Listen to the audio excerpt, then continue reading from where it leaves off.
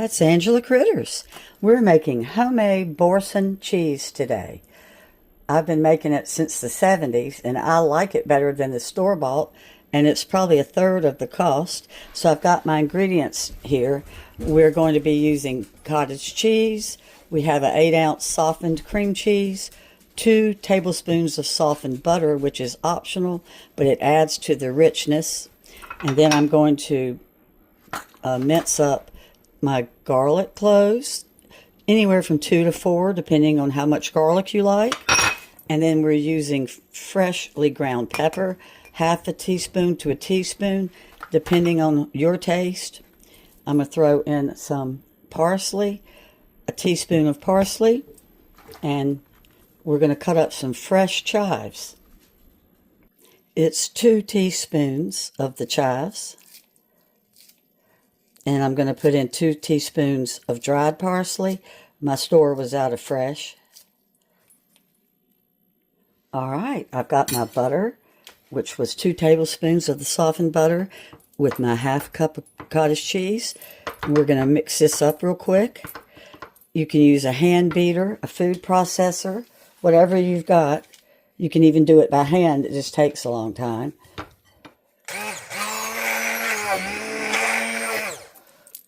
All right, it's softened up somewhat. Here goes my garlic.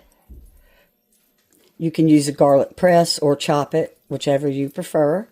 And I used 4 cloves because they weren't real big. And then we're going to put in the chives that were fresh. My hands are just washed.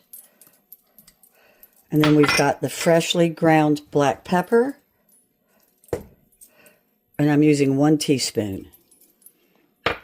And then this is going to be mixed up also with my immersion blender or your food processor or a hand mixer. Threw in the parsley. I forgot about it. I cannot even tell you how good this is. You forget how good it is till you make it again. It's just so fresh.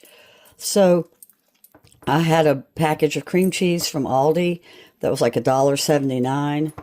My cottage cheese was on sale for $3.99, and I just used that half of a cup. I did have to buy some more black pepper because I was out, but it's not like I'm going to use it.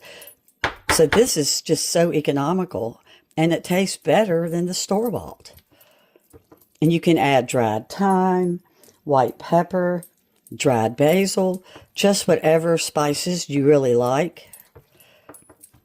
So this is going to be good for up to a week, 1 full week, in an airtight container, which this is. And it's so good at Super Bowl on top of little tiny baguettes or just with crackers. It cannot be beat. So there you go. You saw how fast that came together. Homemade Boursin cheese. Thanks so much for watching. And as always, I'll put the exact ingredients in the description. Bye-bye. I forgot to taste it for you. Look how nice and whipped that is.